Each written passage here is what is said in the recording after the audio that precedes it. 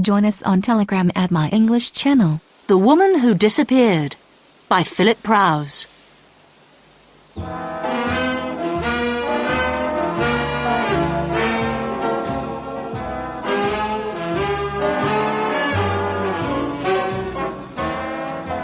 Chapter 1. A Visitor.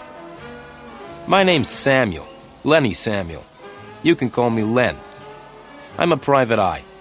A private eye is a private detective. A detective who will work for anyone who will pay him. I'm not a policeman. I work on my own as a private eye. My office is on the west side of Los Angeles, on the 4th floor of a high building. There are only 2 rooms in my office, the outer room and the inner room. The outer room is the waiting room. There are 4 chairs in the waiting room, although there are never 4 people waiting to see me. In fact, there is usually no one at all waiting to see me. In the inner room, there's a cheap wooden desk. There's a big wooden chair for me to sit on, and on the opposite side of the desk, there's a low metal chair for my visitors. The rest of the furniture in my office consists of a large, empty metal cupboard and a low bed in one corner. When there is a lot of work, I sometimes sleep in the office. The notice outside my door says, L. Samuel, Private Detective. That's me. I'm quite tall, nearly 2 meters, and I weigh 80 kilos. A lot of men say that I'm ugly, but women seem to find me attractive. I've got brown eyes, brown hair, and very nice teeth. I had a good nose, too, until someone broke it in a fight last year. Recently, I haven't been very busy. In fact, I've had very little to do. However, I did have some work last month. It all started late one afternoon when I was sitting in my office. I had just finished cutting my nails and I was about to clean them. Suddenly, I heard someone walk into the outer room. I always leave the door of the outer room open in case anyone wants to come in and see me. When I heard the footsteps in the outer room, I wasn't very surprised. I thought that someone had made a mistake and come into the wrong office. It was probably someone looking for the doctor next door. But a moment later, there was a very quiet knock on the door of the inner room. "Come in," I shouted, and put away the scissors I had been cutting my nails with. The door opened, and in walked one of the most beautiful women I had ever seen. She was about 18 years old, with blue eyes and long blonde hair. She was wearing a smart green coat and had a big brown handbag over her shoulder. "Excuse me," said the girl. "I'm looking for Mr. Samuel." "I'm Samuel," I said with a quick smile. "Come in and sit down." The girl didn't smile back at me. "No, I won't sit down," she said. "Well, if you won't sit down, at least come in and close the door," I replied. The girl came in, walked over, and put her handbag on my desk. "Now," I said, "what can I do for you?" "I need help," said the girl slowly.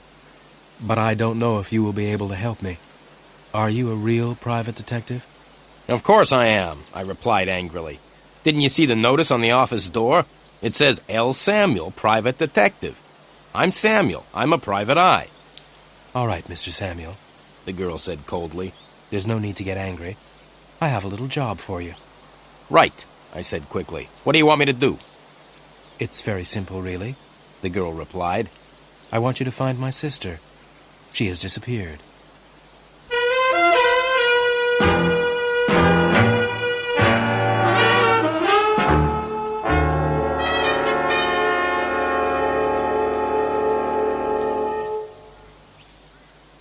Chapter 2. Please find my sister. "I see," I said. "Your sister has disappeared. Have you reported her disappearance to the police?" The blonde girl shook her head. She looked very nervous and was starting to cry. "No, I haven't told the police," she said. "I don't want any trouble with the police. I just want you to help find my sister." She took a small pink handkerchief out of her handbag and dried her eyes. "All right," I said. "Tell me all about your sister." "Her name is Elaine Garfield," said the girl. "And what's your name?" I interrupted. Helen Garfield," she replied. "My sister disappeared a week ago. We had arranged to have dinner together last Monday night, but she didn't come." Perhaps your sister didn't come because she doesn't like the food you cook, I suggested. Don't try to be funny. I flew all the way from New York to see her last Monday, she said angrily. Oh, so you don't live in Los Angeles then, I said. No, she replied quickly. I live in New York. I flew right across America to see my sister, but when I got here, I discovered that she had disappeared. How do you know she has disappeared? I asked. Perhaps your sister just forgot about the dinner. The blonde girl took a deep breath. Look, she said, let me finish my story. If you don't stop asking questions, I'll find myself another detective. Right, I said. I'm listening. I waited for my sister last Monday evening in my hotel, said the girl. But she didn't come. I telephoned her, but there was no answer. So the next morning I went to the office where she worked. At her office, they said that she had been to work the day before, on the Monday. They also told me that she'd left suddenly, in the middle of the afternoon, without telling anyone. After that, I went round to her flat, but there was no one there. The girl stopped for a minute, and then continued. Mr. Samuel, she said, I'm very worried about my sister. It's not usual for her to disappear suddenly like this. I'm sure that she's in danger, and I want you to find her. All right, I said.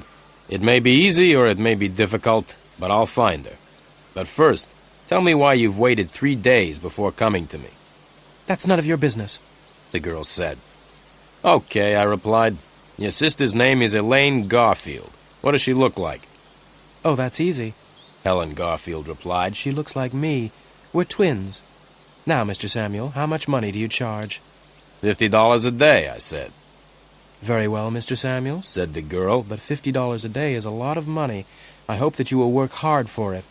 Oh, yes, I replied with a smile. I'll work very hard.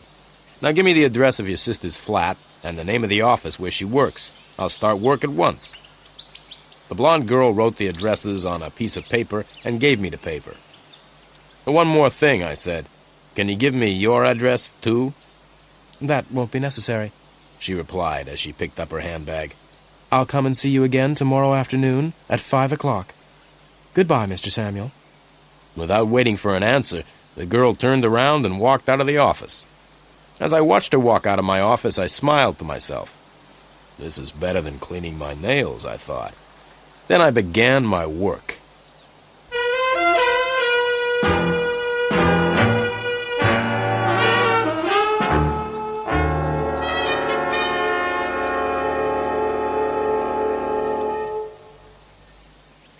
Chapter 3. The Manson Building.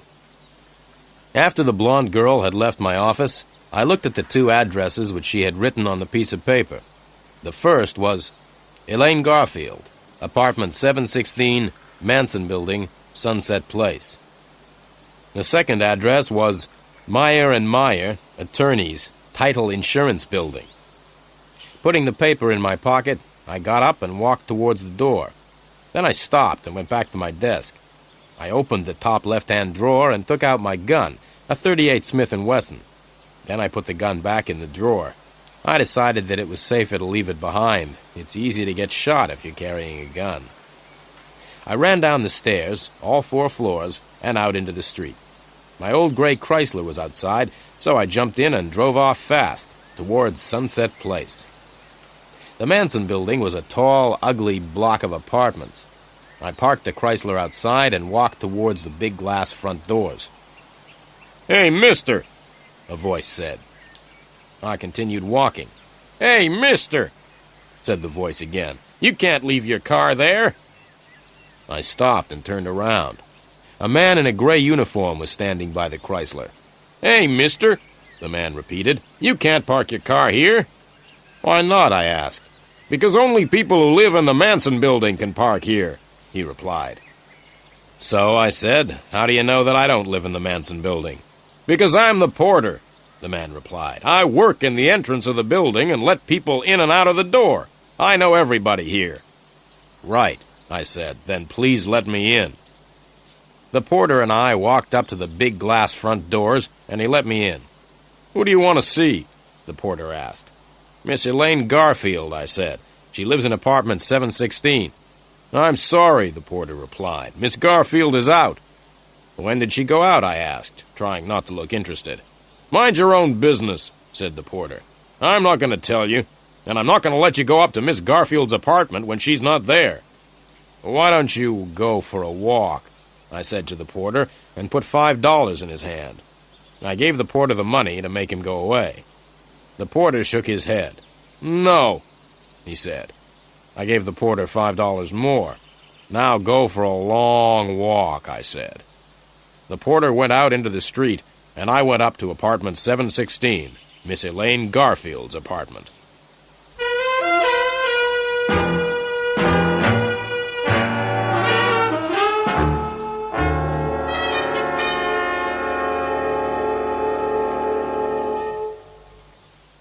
Chapter 4. A very tidy apartment. I rang the bell beside the door of apartment 716 and waited. There was no answer. I rang again, but there was still no answer. Then I took a small, square piece of plastic out of my pocket. I looked around. I was alone. I pushed the piece of plastic into the space between the door and the door frame and moved the plastic up and down. In a minute, the door opened, and I went into the flat. I stood still and listened. There was silence. I switched on the light and looked around.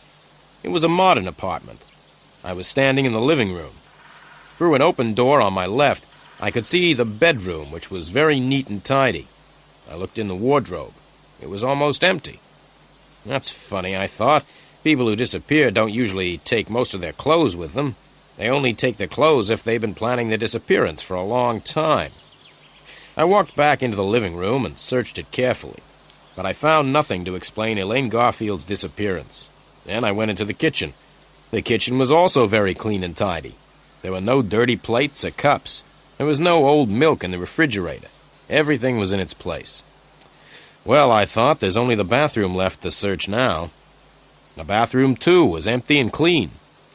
I walked quickly around the flat, making sure that I hadn't forgotten anything. I wiped everything I had touched with my handkerchief because I didn't want to leave any fingerprints. Then I switched off the lights and opened the door to leave. But I didn't leave. There were two men standing outside the door. One of them was short and had red hair and a nasty smile. The other was quite tall and was wearing a hat pulled down over his face. The one with the hat was holding a gun, and the gun was pointing at me. I tried to close the door, but the red-haired man put his foot out to stop the door closing. I let go of the door. The door opened, and both the men came in. The one with the hat was in front, and he was still carrying the gun. "Hold your hands up in the air," said the man with the gun. Then he turned to the red-haired man. "See if he's got a gun on him, Joe." Joe, the red-haired man, came over towards me. I waited. When Joe was between me and the man with the gun, I jumped. I jumped forward and caught Joe around the neck. I held him in front of me. The man with the gun couldn't shoot because he would hit his friend. "Right," I said to the man with the gun. "Get out of the way. I'm leaving now, and I'm taking your friend with me." Holding Joe in front of me, I walked slowly towards the man with the gun. Then something went wrong with my plan. The man with the gun started to laugh. He put the gun back in his pocket and stood laughing. "Why are you laughing?" I asked. "I'm laughing because you're so stupid," the man with the gun said, and walked up to me. "Stop," I said, "or else I'll—" "What will you do?" asked the man with the gun. "You can't do anything. I'm the one with the gun." As he said this, the man leant forward. He pulled Joe out of my hands and hit me in the face. I must say that I wasn't expecting to be hit in the face. It hurt. It hurt even more when he hit me again, and I fell on the floor. I lay still on the floor, hoping that the two men would go away. But they didn't go away. Instead, they picked me up and hit me hard on the head. Everything went black. I lay on the floor. I was unconscious.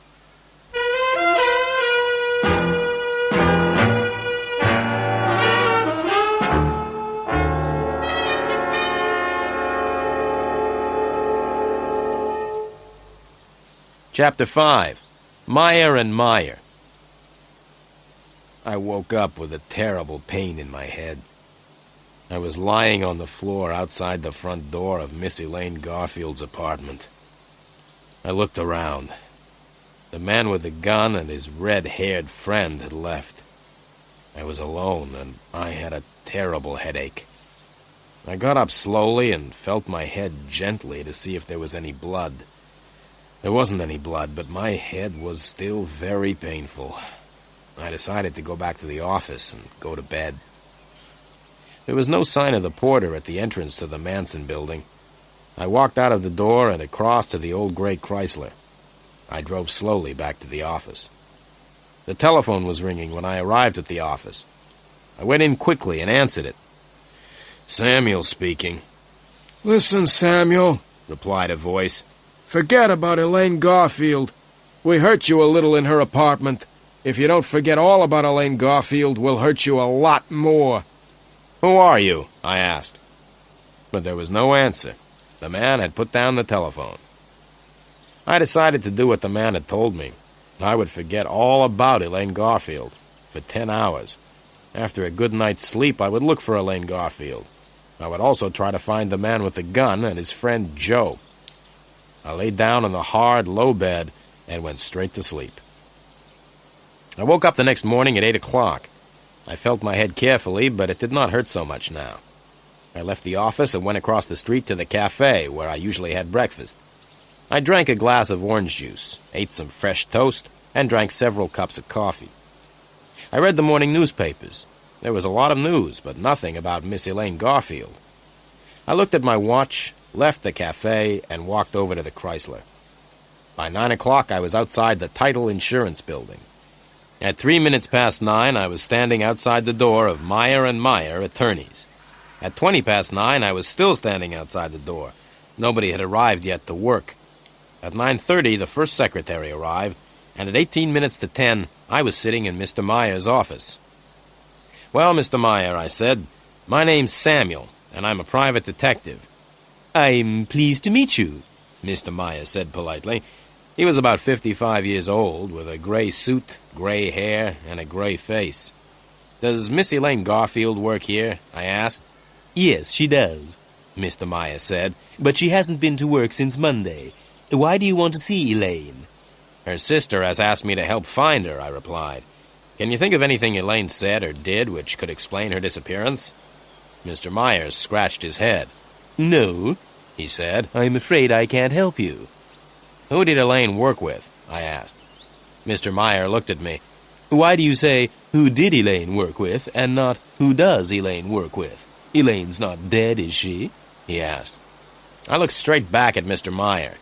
"I don't know if Elaine is dead or not," I said. "Would you be very sad if she was dead?" "Yes, of course I would be sad," Mr. Meyer replied angrily. "Are you trying to suggest that I know where Elaine is?" I smiled. "Now, don't get excited, Mr. Meyer," I said. "Can you tell me the name of anyone who works with Elaine? Anyone who shares a desk with her or works in the same room?" "Yes," Mr. Meyer said. "That's easy. Elaine shares a room with Susie Graham." I got up. "Thank you very much, Mr. Meyer," I said. "Where is Susie Graham's office, please?" "It's along the corridor," said Mr. Meyer. "The third door on the left." I thanked Mr. Meyer again and walked to the door. "Oh, Mr. Samuel," Mr. Meyer said, "I'm sorry that I got angry, but you understand that I don't want—" "Yes, I understand," I interrupted. "You don't want dirty private detectives in your nice, clean office." I walked out of Mr. Meyer's office and banged the door behind me. I walked slowly down the corridor and knocked on the third door on the left. "Come in," said a voice. So I went into the room. "Are you Susie Graham?" I asked. "Yes," said the girl sitting at the desk. "I'm Susie." I smiled at her. Susie was the kind of girl everyone smiled at. She was small and slim and had a pair of beautiful brown eyes. "What can I do to help you?" Susie asked. I smiled again. "I'd like to ask you some questions, Miss Graham." "Don't call me Miss Graham," the girl said. "You can call me Susie." "Well, Susie," I said, "I would like to ask you some questions about a friend of yours. Her name is Elaine Garfield." Susie stopped smiling. "Yes, all right," she said, "but I don't want to talk about Elaine here in the office." "Right," I replied. "I'll tell you what we'll do. We'll go out and find a cafe. I'll buy you a cup of coffee, and you can tell me about Elaine. All right?" Susie cheered up and looked much happier. "I'd like to have a cup of coffee," she said. "But Mr. Meyer might get angry if I leave the office." "Don't worry about Mr. Meyer," I said with a big smile. "Mr. Meyer and I are great friends."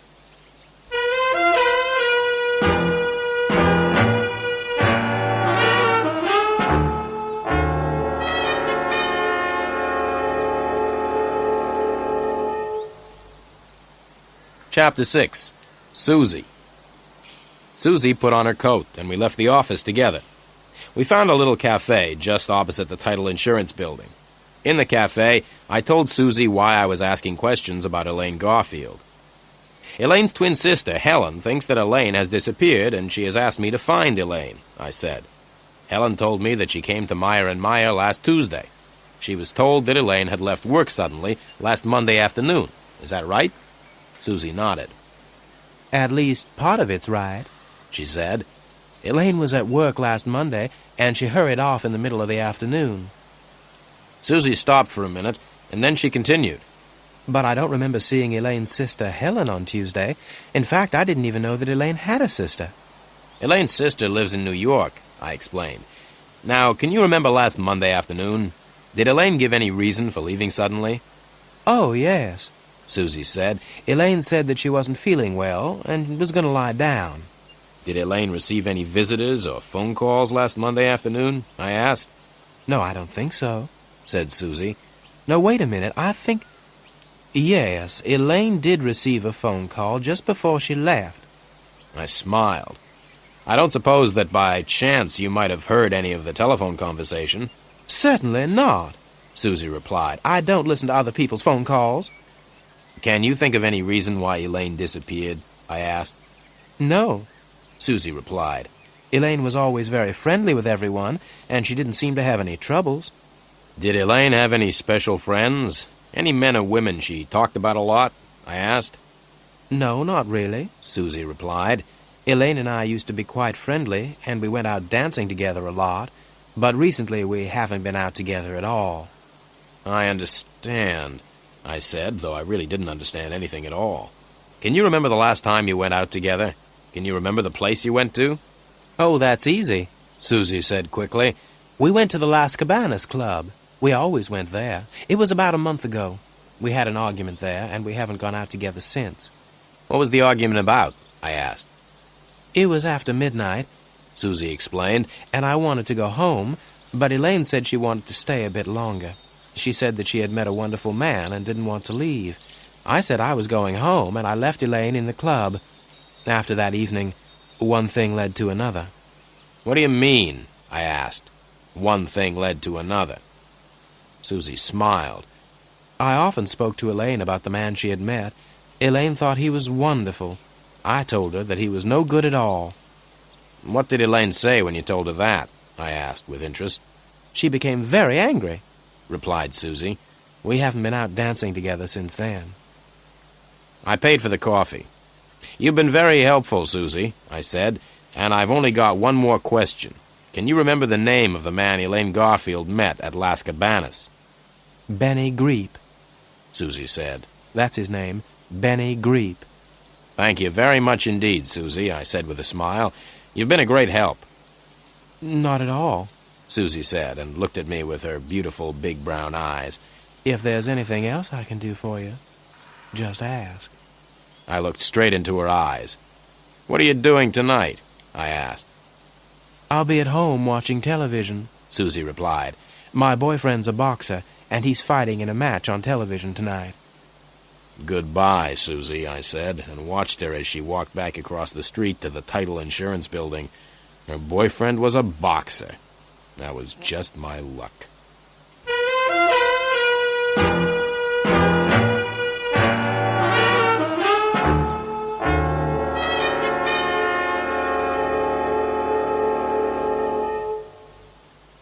Chapter 7.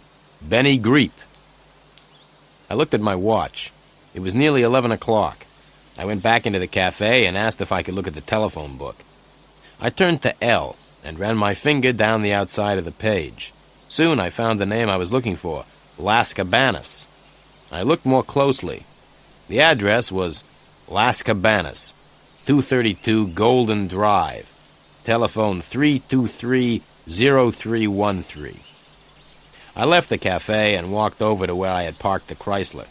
It wasn't time for lunch yet, so I decided to go and see what Las Cabanis was like.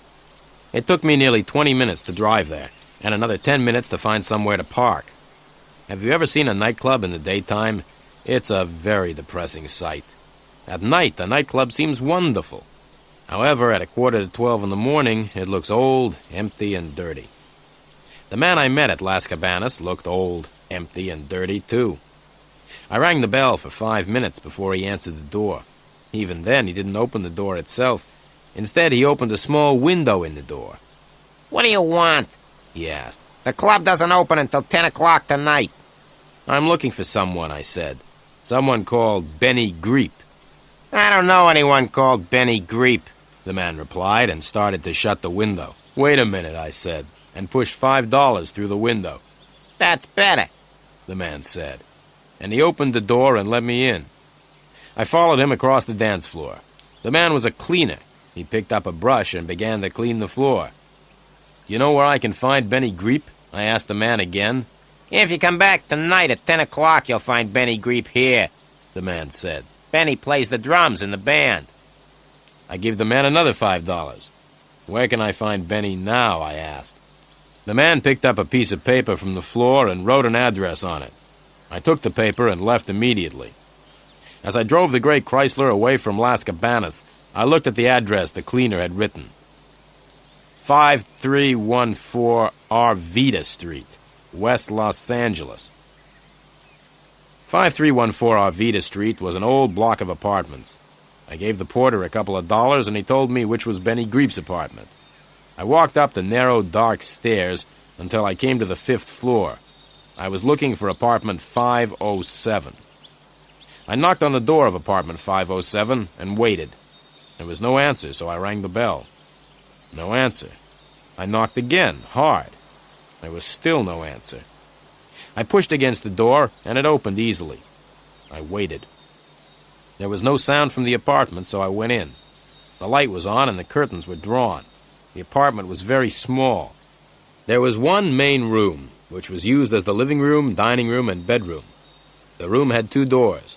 One of the doors led into the kitchen, and the other into the bathroom. The main room was very untidy. The table was covered with dirty plates and glasses, and there was a full ashtray lying on the floor. There was a strange smell in the room. I looked into the kitchen. The kitchen was also dirty and untidy. I walked across to the bathroom and opened the door. Benny Greep was in the bath. His left hand was hanging over the side of the bath. The hand had neatly cut nails, and there was a gold ring on one finger. The wrist was covered by a shirt sleeve, which was rather dirty. I couldn't see the rest of the arm because it was under the water. Benny Greep's head was just out of the water. He had a handsome face and quite long black hair. His eyes were wide open. The only other parts of his body out of the water were his feet, but I couldn't see his toes because he still had his shoes and socks on. The bath water was red. I pulled out the plug in the bath to let the water out. When the bath was empty, I looked at the dead man more closely. He had been dead for several hours. He had been shot in the chest and then pushed into the bath. I looked on the floor by the bath. There was blood there, too, and I was standing in it. I moved back and cleaned the blood off my shoes with some water. Then I quickly looked round the main room again. The dead man's coat was lying on a chair, and I felt in the pockets. I found a few dollars and a driving license. The driving license had a photograph of the dead man on it. The license belonged to Benny Greep, and the address in the license was 5314 Arvida Street, West Los Angeles. The dead man in the bath was definitely Benny Greep.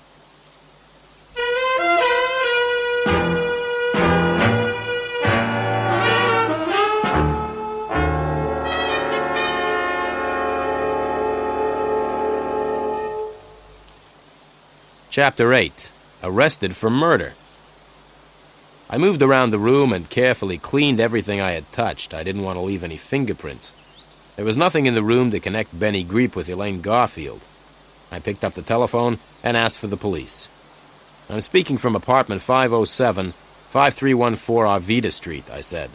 "There's a dead man in the bath." "Right. said the policeman at the other end of the telephone. "What's your name?" I told him. "Don't touch anything," the policeman said, "and stay where you are. A police car will be there in a few minutes." I put down the phone and sat down to wait.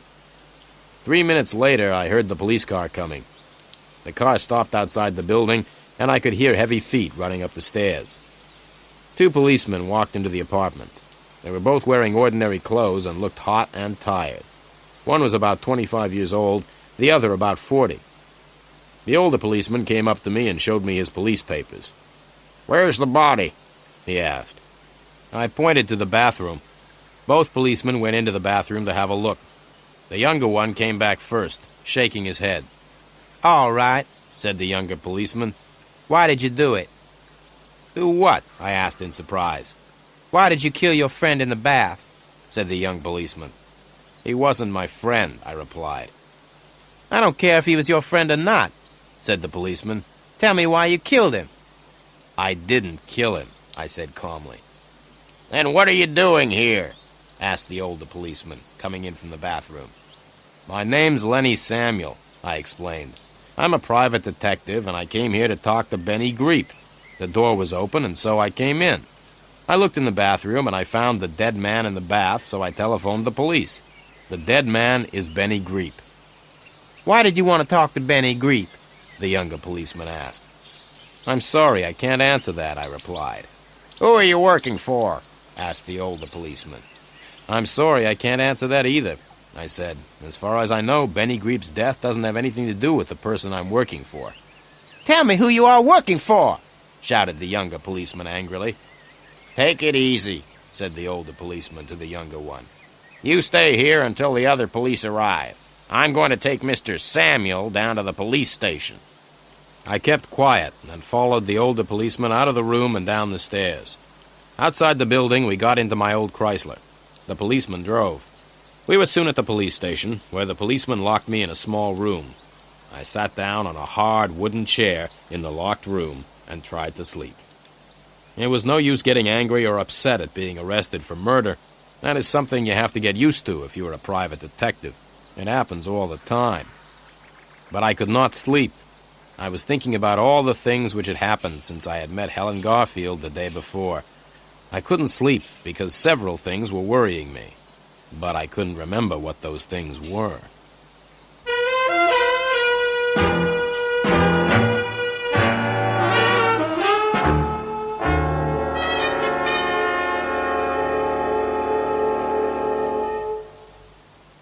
Chapter 9. Sergeant Murphy.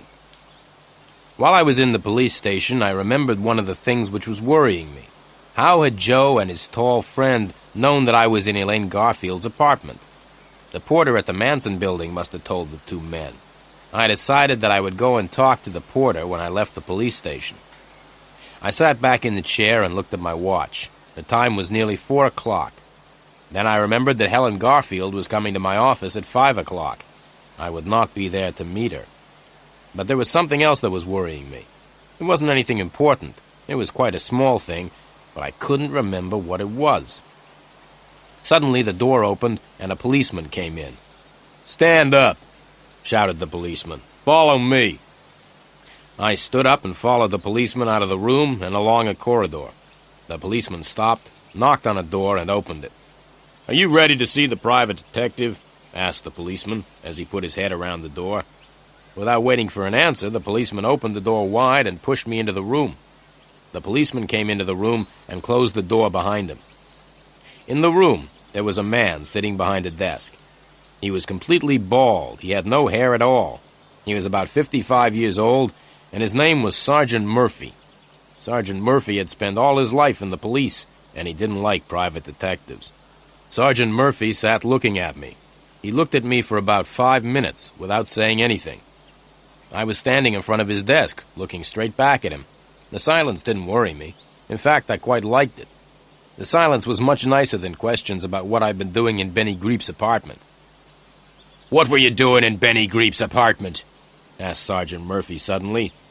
"I wanted to talk to him," I replied. "Why did you kill Benny Greep?"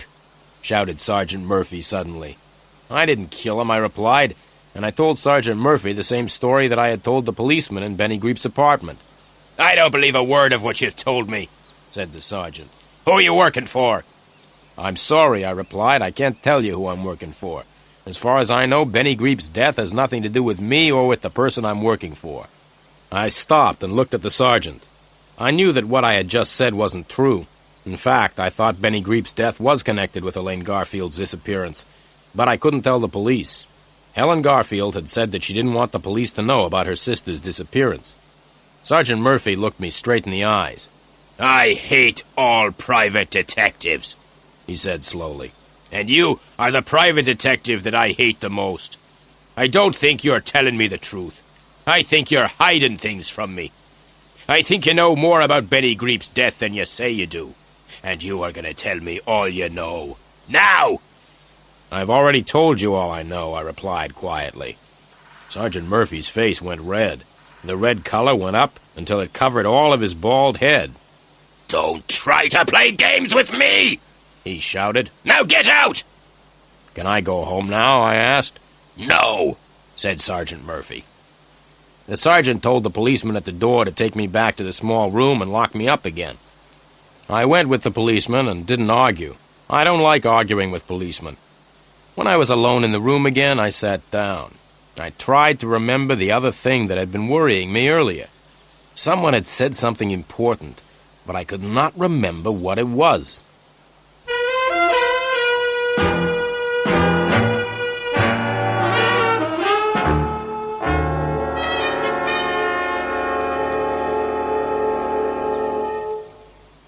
Chapter 10. The Yellow Car. I looked at my watch. It was 5:30. I was still at the police station. I'd seen Sergeant Murphy once more during the afternoon. It hadn't been a pleasant meeting. I hadn't told the sergeant who I was working for, and I hadn't told him why I'd wanted to talk to Benny Greep. 5:30. I wondered if Helen Garfield was waiting for me at my office. Suddenly, the door of the room opened, and Sergeant Murphy came in. Get out, he said. I've decided to let you go. Now go before I change my mind. I went before Sergeant Murphy changed his mind. As I got my car out of the police garage, I wondered why Sergeant Murphy had let me go. As I drove away from the police station, I noticed a small yellow car behind me. A minute later, I looked in the mirror again. The small yellow car was still behind me. I drove a little faster, and then suddenly turned right up a narrow street. At the end of the narrow street, I turned left, and then left again. Soon I was back on the main road. I looked in the mirror. The yellow car was still right behind me. So that was why Sergeant Murphy had let me go. The sergeant had ordered some policemen to follow me. They were going to watch what I did and who I met. I drove straight back to the office. As I parked the car outside, I noticed the yellow car had stopped across the road. I ran up the stairs and into my office. The door to the outer room was open, as usual, but the room was empty. Helen Garfield wasn't there. But there was a letter on the table, on top of the magazines. I picked the letter up and read it. Dear Mr. Samuel, I came here at 5 o'clock and waited, but you didn't come. I must see you urgently. Meet me at Las Cabanis at 11:30 tonight. Helen Garfield. I put the letter in my pocket and looked at my watch. It was just after 6 o'clock. I had 5.5 hours before the meeting with Helen Garfield. There was plenty of time to go to the Manson building and talk to the porter. I got into the Chrysler and drove off towards the Manson building. The small yellow car was still following me. As I drove, I thought about Helen Garfield's letter. Why does she want to meet me at Las Cabanis, I asked myself. In fact, how does she know about Las Cabanis at all? She says that she lives in New York. I would have to ask Miss Helen Garfield a few questions the next time I saw her. But the most important thing now was to get away from the yellow car, which was still following me. I was going to the building where Elaine Garfield lived, and I didn't want the police to know. There were 2 men in the yellow car. I turned right, and the yellow car followed. I stopped, and the yellow car stopped. I turned the Chrysler around, and the yellow car turned around. I tried to drive faster than the yellow car, but the Chrysler was too old and too slow. I slowed down and waited until I was near the next traffic lights. Then, just as the lights were changing from green to red, I drove across them. The yellow car was too late. The lights were now red. But that didn't stop the car. It drove straight past the red light. Then, as I looked angrily in my mirror, something happened which made me laugh. A policeman on a motorbike drove after the yellow car. The policeman made the driver stop because he had driven past the red light. I drove away as fast as possible. In my mirror, I could see the driver inside the car arguing with the policeman on the motorbike. It was the funniest sight I had seen for a long time. I drove on towards the Manson building, happy to have escaped. I may even have sung a little because I was feeling so good.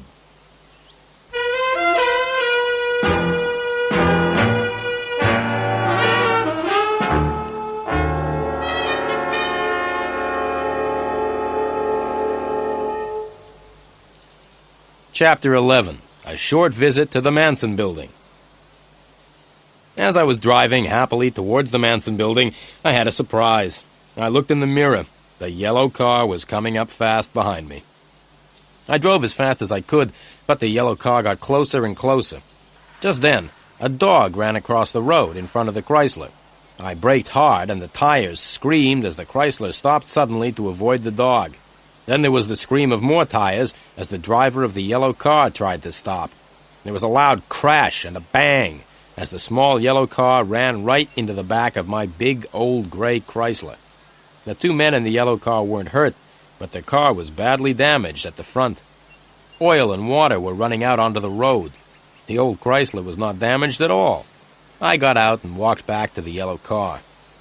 "You ought to be more careful," I said to the driver. "You were driving very dangerously. It's lucky for you that my car isn't badly damaged." But, the driver began to say, but I did not wait to listen. I ran back to the Chrysler, jumped in, and drove on. The last I saw of the yellow car was the two men pushing it to the side of the road. I was soon at the Manson building, and I went into the hall to look for the porter. I couldn't see him anywhere. Then I noticed a door with a sign on it saying Porter. I knocked quietly, but there was no answer. I opened the door slowly and looked into the room. The porter was sitting at his desk, asleep. His feet were on the desk, and he was lying back in his chair. I walked quickly and quietly into the room and closed the door. I went up to the desk and noticed a piece of paper lying by the telephone. There was a telephone number written on the paper. 323-0313. Las Cabanis, I said to myself. That's the telephone number of the nightclub. Without waking the porter, I left the room. I had found out what I wanted to know. The two men who had hit me on the head had probably come from Las Cabanis. The porter must have telephoned them when I went up to Elaine Garfield's flat. I was now very interested in Las Cabanis. Elaine Garfield used to go dancing there with Susie. Benny Greep worked there before he was killed. Helen Garfield wanted to meet me there at 11:30, and now the porter and the two men who had hit me on the head were connected with Las Cabanis. I went home, washed, changed, and had a meal. At 11 o'clock, I went out again. I was going to Las Cabanis.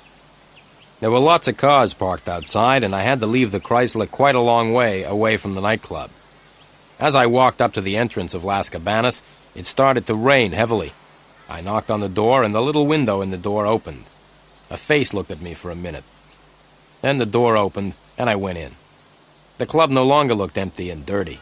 Soft lights and sweet music had changed the appearance of the club completely. I stood and looked around. There was a small dance floor on which a few people were dancing. The band was small and not very good. There was a new drummer instead of Benny Greep. Around the dance floor, several groups of people were sitting round low tables. To the right of the dance floor, there were more tables where people were eating. There were two doors behind the tables, which led into the kitchen. I sat down at a table by the dance floor, in the darkest part of the room, and waited.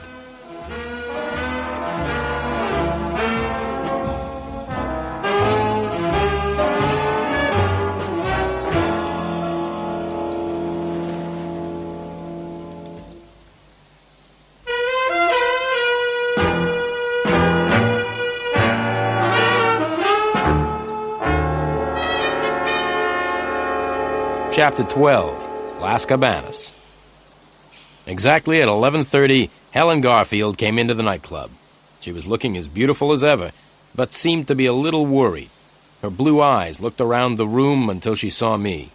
Then, with a little smile, she walked up and sat down at the table. She sat next to me, with her back to the dance floor. She was carrying a bag, which she put on the floor beside her. The smile disappeared from her face. "Where were you this afternoon, Mr. Samuel?" she said sharply. "I'm paying you $50 a day. In return for that money, I want you to do what I tell you. Now, why weren't you at your office this afternoon at 5 o'clock? I took a deep breath. "Well, Miss Garfield," I said, "it's a long story. Let's have a drink and I'll tell you all about it." A waiter came over and I ordered some drinks. When the waiter had gone, the beautiful blonde girl said, "Come on, Mr. Samuel, tell me." "Okay," I said, "but stop calling me Mr. Samuel. Call me Len. All my friends call me Len." "I'm not a friend of yours, Mr. Samuel," the blonde girl said in a voice like ice. "I'm paying you a lot of money to work for me." $50 a day doesn't allow you to be rude to me," I replied quietly. "In the last 24 hours, I've been hit on the head and suspected of murder." "What do you mean?" the girl said and leant towards me. "Murder?" Just then, the waiter brought the drinks, and we sat in silence until he had gone. Then I told Helen Garfield about my visit to her sister's apartment in the Manson building. I told her about the two men who had caught me there. Helen Garfield listened in silence. "Did you like the band, Miss Garfield?" I asked. "I didn't come here to talk about the band," the blonde girl said angrily.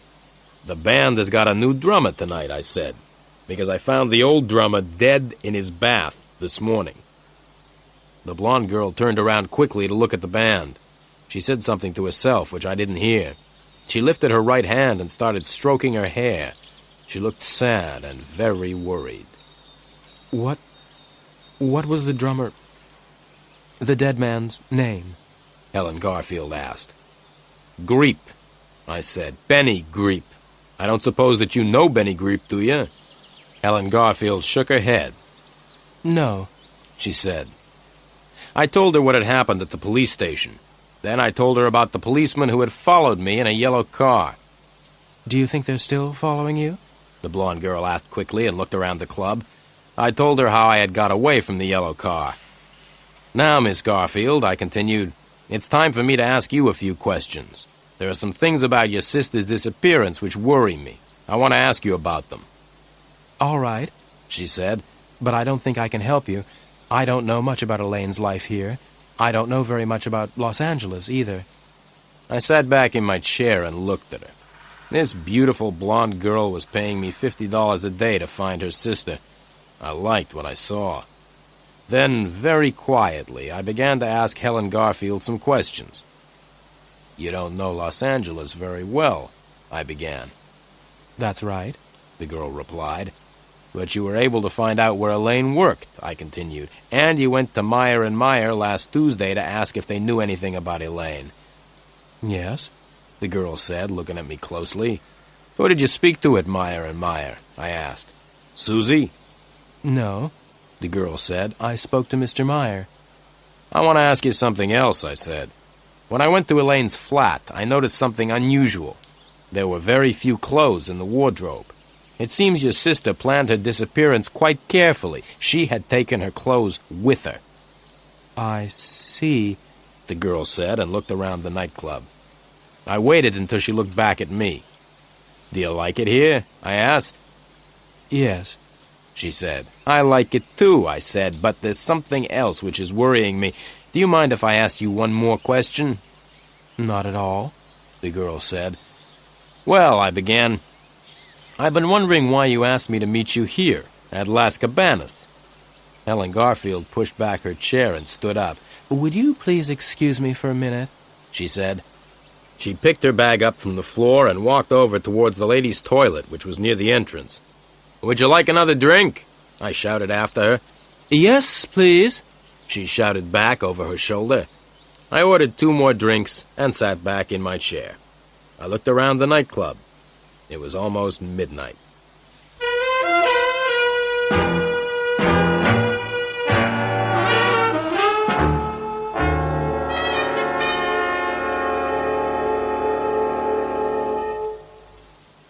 Chapter 13. Helen Garfield Leaves.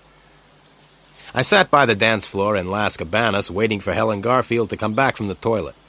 I was waiting for her to answer my question. I wanted to know why she had asked me to meet her here. I looked around at the people who were dancing. On the other side of the dance floor, I could see people sitting, eating at the tables. Waiters were carrying food in and out of the 2 doors leading to the kitchen. I looked at my watch again. It was 12:05. Helen Garfield was taking a long time. I finished my drink and ordered another one. At 12:10, I got up and walked over towards the entrance. There was a man standing by the front door of the nightclub. I asked him if he had seen Helen. The beautiful blonde with blue eyes? The man asked. Yes, I said. She left nearly a quarter of an hour ago, said the man. Are you sure? I asked. Yes, the man replied. She asked me to get her a taxi. Did you hear her give the taxi driver an address? I asked quickly. The man shook his head. No, he said. I'm sorry. I thanked the man and walked back to my seat. Why did Helen Garfield leave without telling me, I asked myself. Perhaps some of the questions that I asked made her angry. Just then I looked up and saw a man walking across the dance floor towards me. I recognized the man. He was short, with red hair. He was looking at me and smiling in a rather unfriendly way. It was Joe, one of the men who had found me in Elaine Garfield's apartment. I decided to leave. I stood up and started to walk towards the door. I didn't want to meet Joe again. As I walked towards the door, I thought that I heard someone shouting. "Excuse me, sir," said a voice. I didn't stop or look around.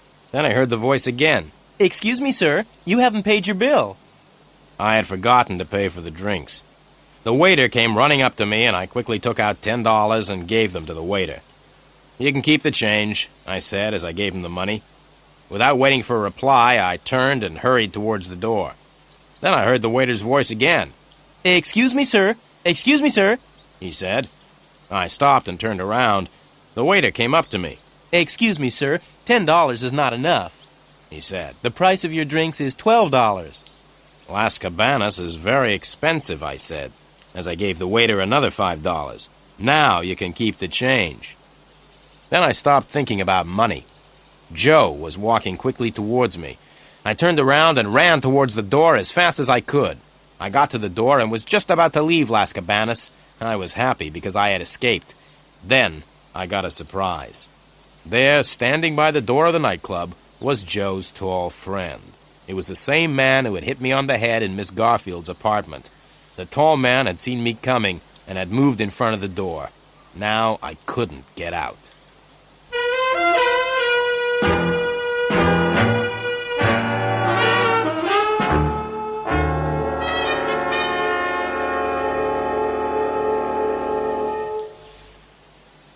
Chapter 14. The Fight. I stopped and looked behind me. Joe was closer now, and the smile on his face looked very unfriendly. I was caught. I could not go out of the door, and Joe was right behind me. I turned around quickly and ran towards Joe. Before he knew what I was doing, I put my arms around him and started dancing. He was very surprised and tried to pull away from me, but he couldn't fight properly. He was afraid that the other people would notice. I looked over my shoulder and saw the tall man standing helplessly on the side of the dance floor.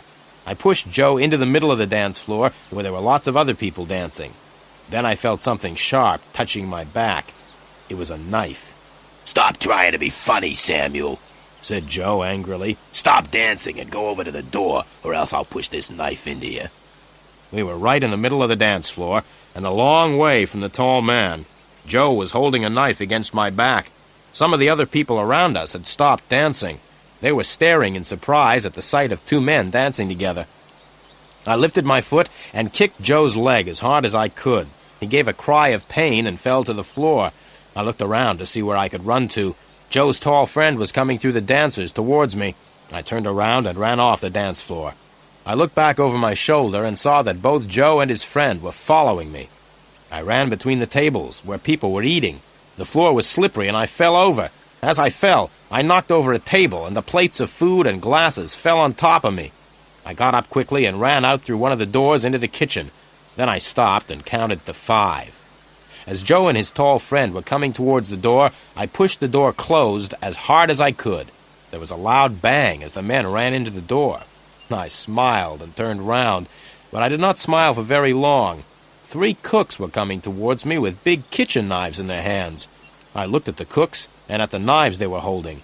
I thought about running towards them and trying to fight them. I decided that it would be a stupid idea to try and fight 3 big men with knives.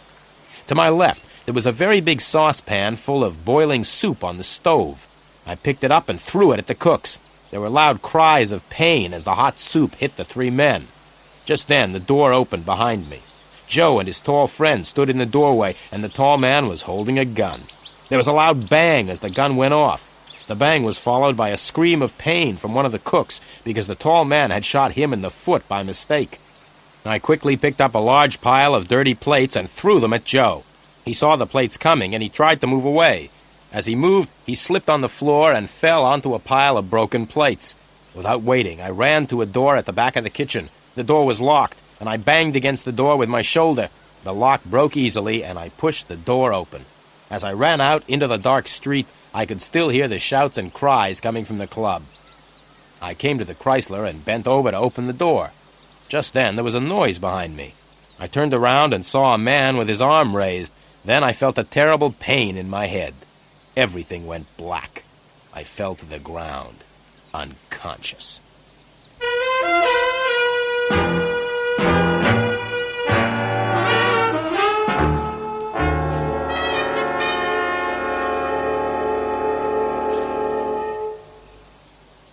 Chapter 15.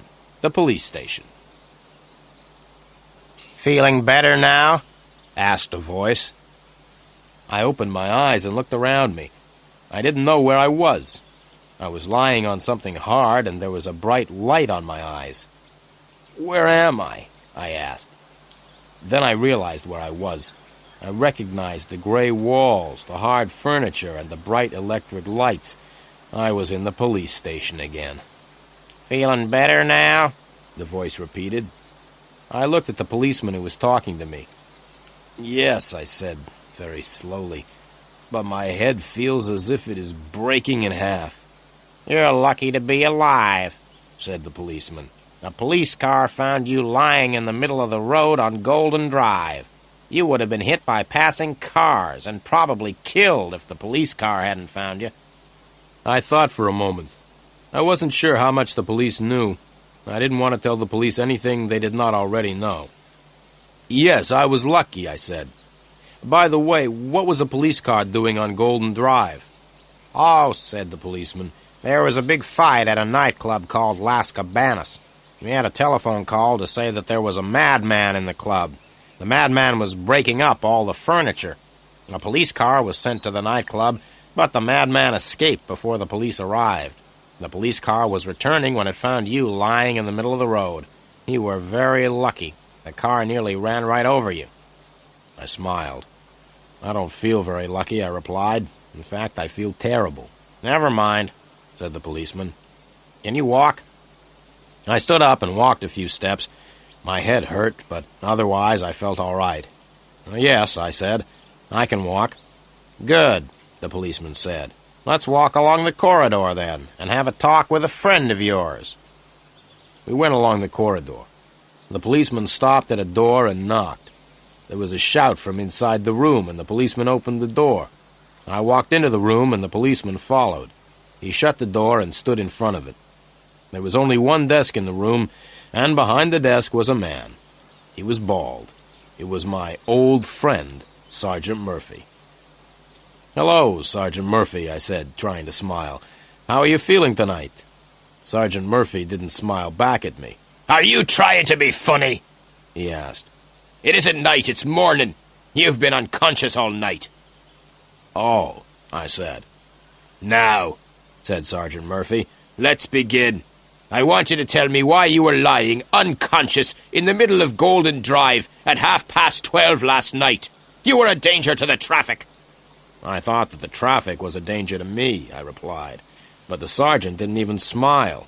"I'm waiting for you to tell me what happened," said the sergeant. "Nothing much happened," I began.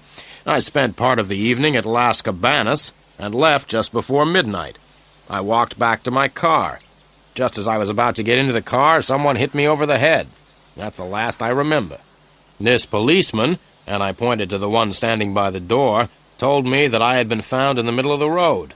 Someone must have put me there. Sergeant Murphy smiled.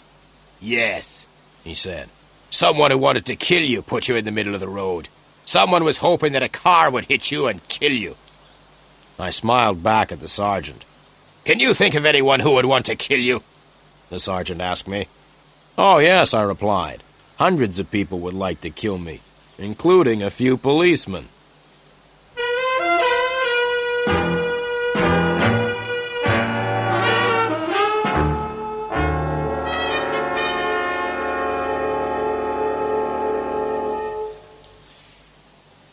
Chapter 16. Tell me the truth. Did you leave Las Cabanis before midnight? Asked Sergeant Murphy. That's right, I replied. I left the nightclub just before 12. So you weren't at Las Cabanis when the big fight started just after 12? Asked the sergeant. Big fight, I said, trying to sound surprised. Don't sound so surprised, said Sergeant Murphy angrily. We received a telephone call from the owner of Las Cabanis. He said that just after midnight last night, a tall man with brown hair and brown eyes, called Lenny Samuel, attacked 2 of the people at the club. The owner of the club said that you then attacked and injured 3 cooks. Then you broke over 100 plates and a table and ruined food worth several $100s. I didn't say anything. I could not think of anything to say. Did you really do all that? Sergeant Murphy asked in a different voice. The sergeant sounded both surprised and pleased. Did you really do all that on your own, or did you have men to help you? I did it all on my own, I said, beginning to feel a little proud of myself. You know that you could go to prison for 6 months for what you did last night? The sergeant asked. He was laughing as he said it. I wasn't laughing. I couldn't see anything funny about 6 months in prison. Look, Sergeant Murphy said, I'm not stupid. I agreed with the sergeant that he was not stupid. I'm not stupid, Sergeant Murphy repeated, and I know why you were at Las Cabanis last night. Benny Greep used to work there, and you went to find out about his death. I agreed with the sergeant again. It seemed the best thing to do. Now, Sergeant Murphy said slowly, I'm interested in Las Cabanis.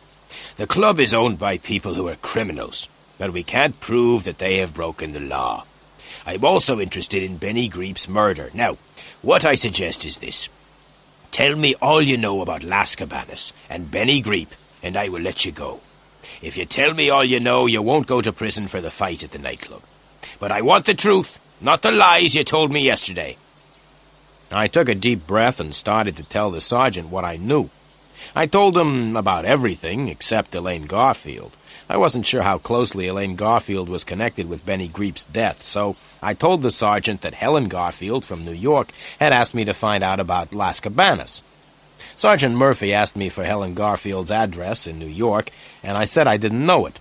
Then the sergeant asked me where Helen Garfield was staying in Los Angeles. I said I didn't know.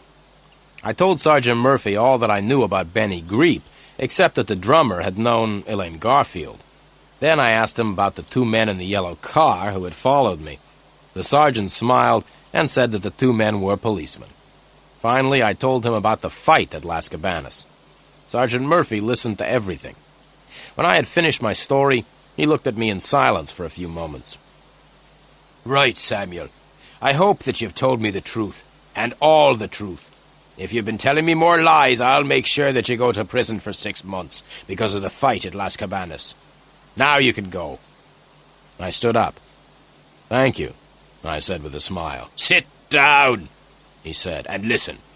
You can go, but you must promise to tell me anything you find out about Las Cabanis and about Benny Greep. I promise, I said quickly, and stood up. Wait a minute, said Sergeant Murphy. I've one more thing to tell you. I'm going to telephone the New York police. I'm going to ask them to find out all they can about Helen Garfield. If the police in New York discover that you've told me lies about Helen Garfield, you will be in very serious trouble. I told the sergeant not to worry and thanked him very much. I left the police station feeling very happy because Sergeant Murphy had let me go. I called a taxi and went out to Golden Drive to get the Chrysler.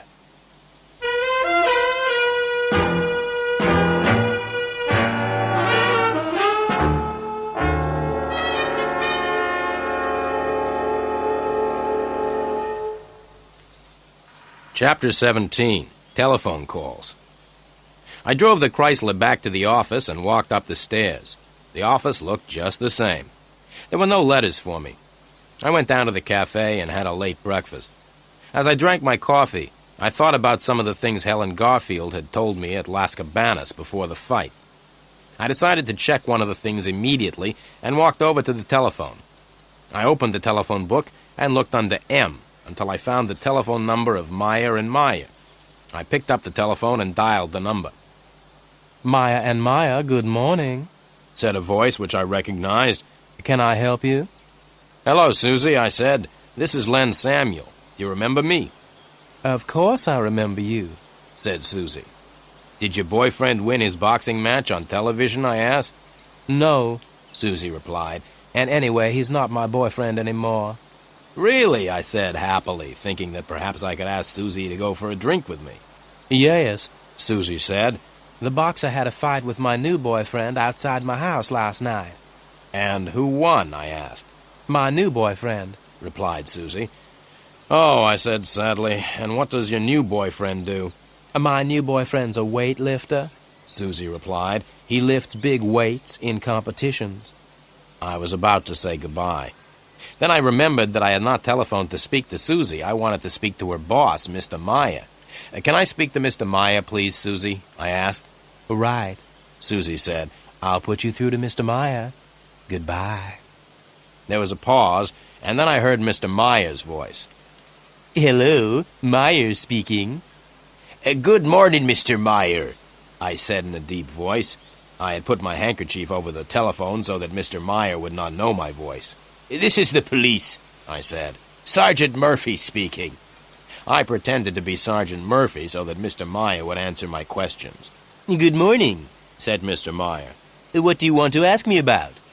It's about a girl who works for you, I said. Her name is Elaine Garfield. She has disappeared, and we are trying to find her. Elaine's sister, Helen, came to see you last Tuesday, didn't she?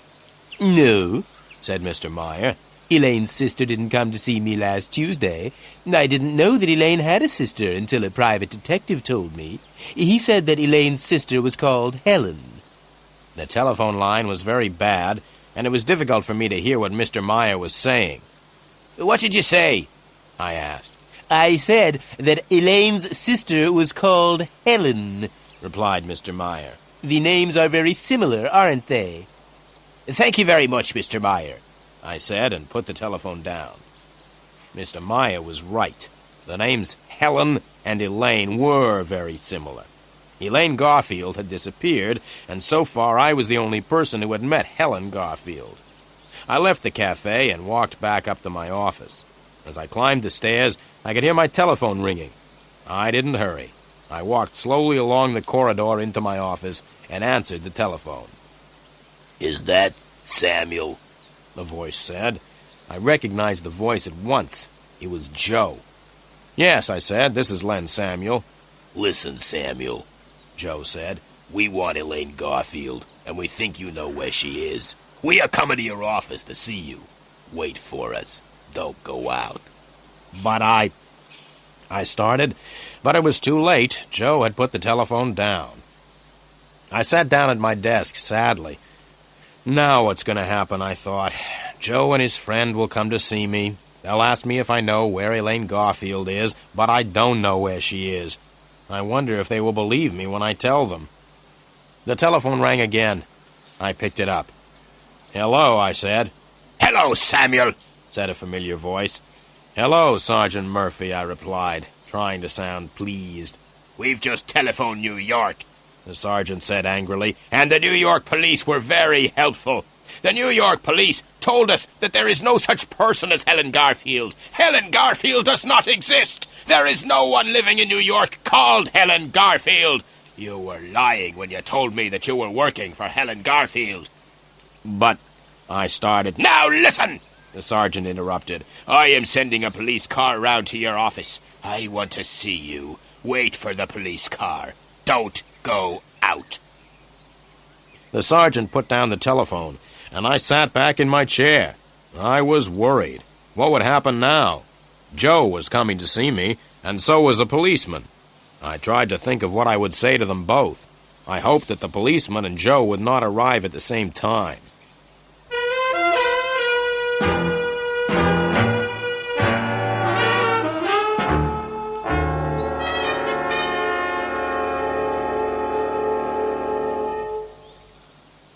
Chapter 18. I find Elaine Garfield. The telephone rang again. I was afraid to answer it. The telephone continued ringing. Finally, I did answer it. "Hello," I said. Is that Mr. Samuel? Asked a voice. It was Helen Garfield. "Yes, Miss Garfield," I replied. "This is Len Samuel speaking." I must see you. Said Helen Garfield. "Well, I would like to talk to you too, Miss Garfield," I said slowly. "I think there are a lot of things you and I must talk about." Right. The girl said. Meet me at the Seventh Man Cafe in 5 minutes. Do you know where the cafe is? It's about half a mile from your office. "I know the Seventh Man," I replied, "but I can't meet you in 5 minutes because I'm expecting visitors." You must come at once, Mr. Samuel, she said. "But," I began. It was too late. Helen Garfield had put her telephone down. I got up from the chair and walked to the door. I decided to go and meet Helen Garfield. Both Joe and Sergeant Murphy had told me not to go out, but I decided I would rather talk to Helen Garfield than to the policeman or to Joe. If Joe and the policeman came when I was out, they could talk to each other. I left the building and drove the Chrysler down the road. I was very lucky because I was able to park right outside the Seventh Man. I walked into the cafe. Helen Garfield was sitting at a table in the corner. I walked over and sat down beside her. I asked the waiter for a cup of coffee. I drank the coffee without saying anything. Then I put the cup down and looked at the beautiful blonde girl sitting beside me. "Miss Garfield," I said, "you are a very beautiful girl, but I think you are a liar. I think that everything you've said to me has been lies. I don't think you've ever told me the truth." The blonde girl's face slowly became red. She looked straight at me. Mr. Samuel, she said, I'm paying you a lot of money to work for me. I asked you to find my sister. I didn't ask you to call me a liar. "Well, Miss Garfield, I think I have found Elaine Garfield. Would you like me to tell you where she is?" Yes, the blonde girl said. Where is Elaine? "She's here in this cafe," I said. "Elaine Garfield is sitting next to me. You are Elaine Garfield. Helen Garfield doesn't exist. You pretended to be Helen Garfield, but there really never was any such person. The police in New York say that Helen Garfield doesn't exist," I went on. "Helen Garfield and Elaine Garfield are the same person. You are Elaine Garfield, and you pretended to be Helen." The blonde girl stood up angrily. How much money do you want, Mr. Samuel? You are no longer working for me, she shouted. "Sit down," I said quietly. The blonde girl did not sit down, so I pulled her down beside me. "Now listen, Miss Garfield," I said firmly. "You are going to tell me all about yourself and why you came to see me. I want to know all about Benny Greep and Las Cabanis. I want to know why you disappeared." I won't tell you anything, she said. "Oh, yes, you will tell me everything," I replied. "You'll tell me everything, or else I'll take you straight to the police. You see, the police are looking for me at this moment. The police think that I may have killed Benny Greep," I continued. "The police know that I had a fight at Las Cabanis last night. A red-haired man and his tall friend are also chasing me. They are the 2 men who started the fight at Las Cabanis. They will try to kill me if I don't tell them where you are. So you see, Miss Garfield, I think you had better tell me everything. I'm the only person who can help you." The blonde girl sat in silence for a minute. Then she began to cry. All right, she said. I'll tell you everything. I am Elaine Garfield.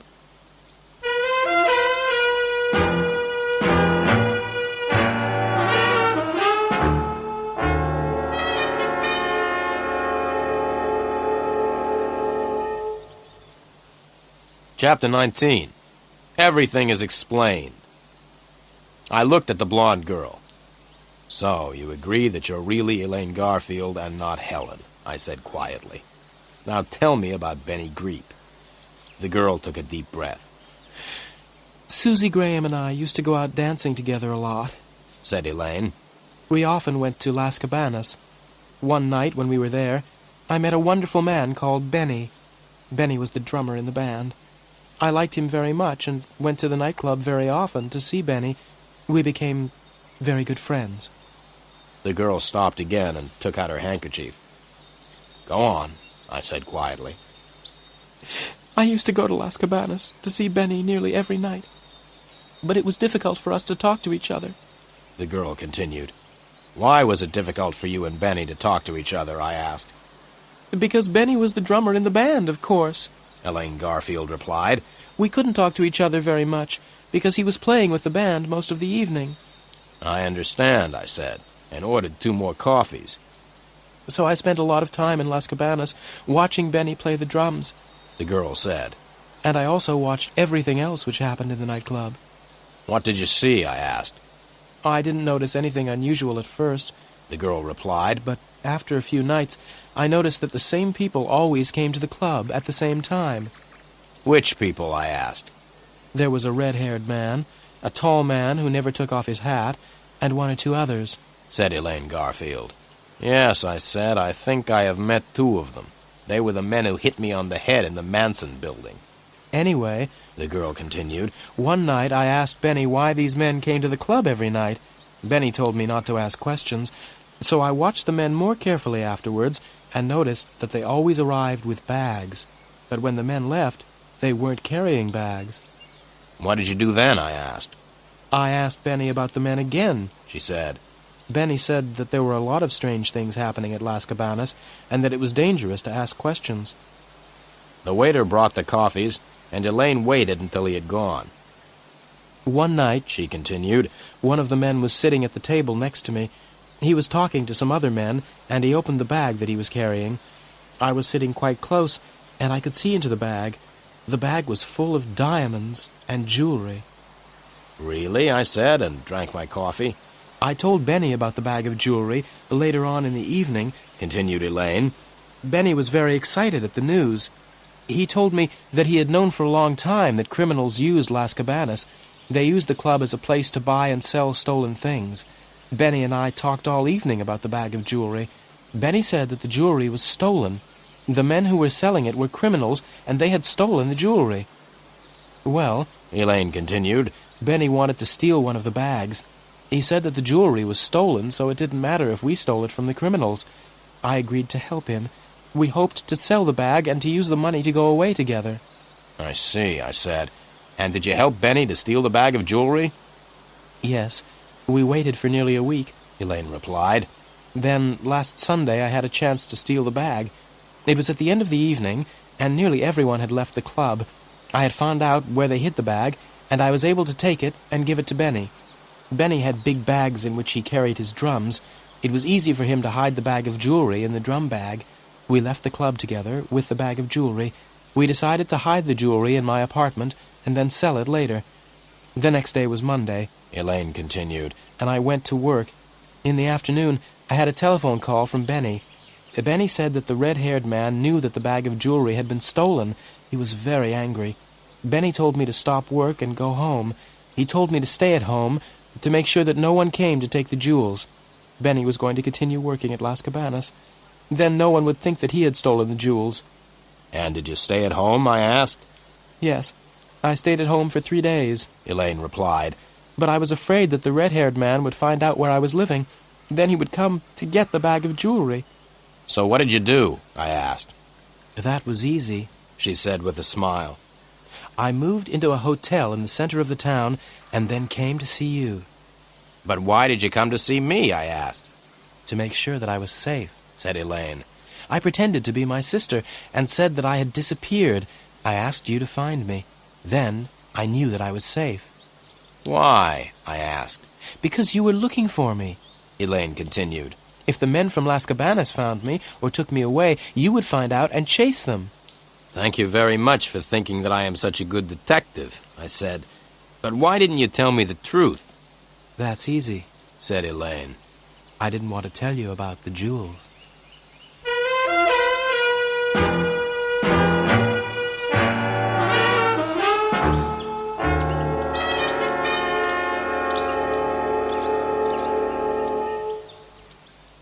Chapter 20. I'm sorry, Mr. Samuel. Go on with your story, I said.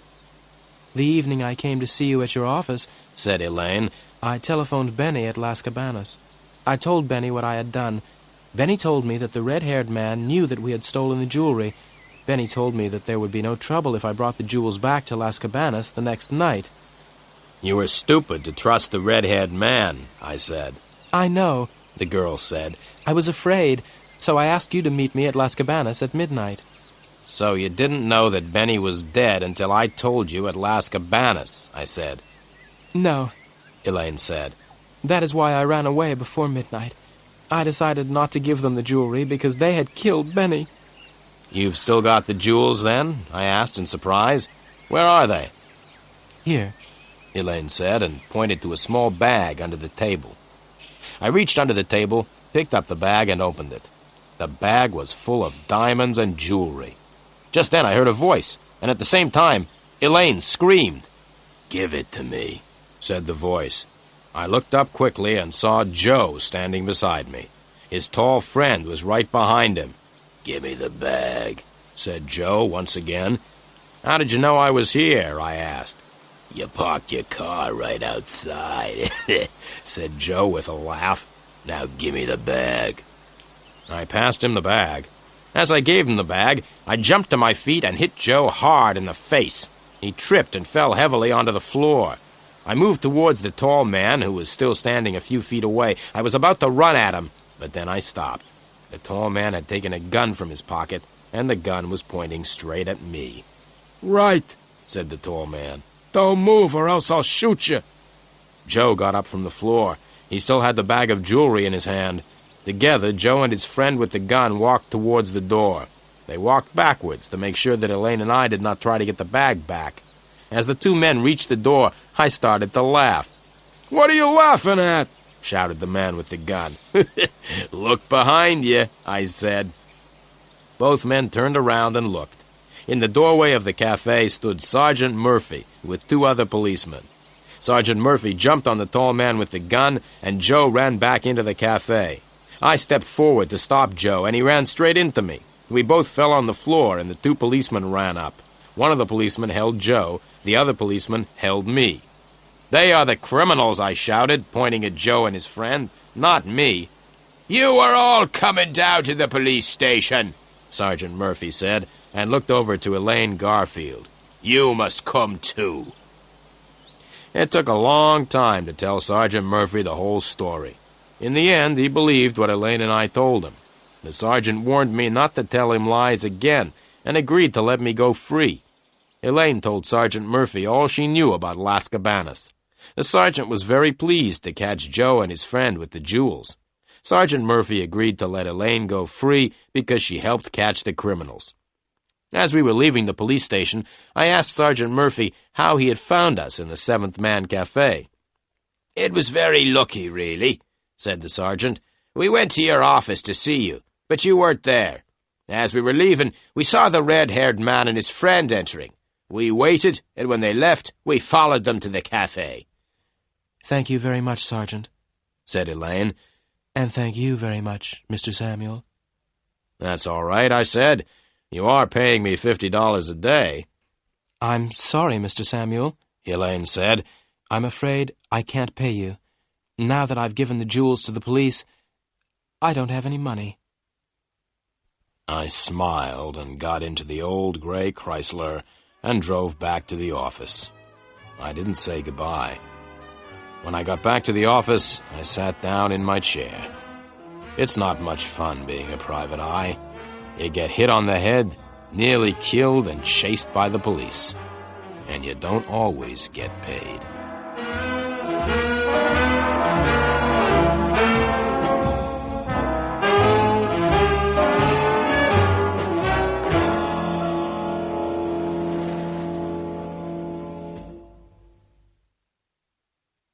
The Woman Who Disappeared was read by Kerry Shale and the recording produced by James Richardson at Studio AVP, London.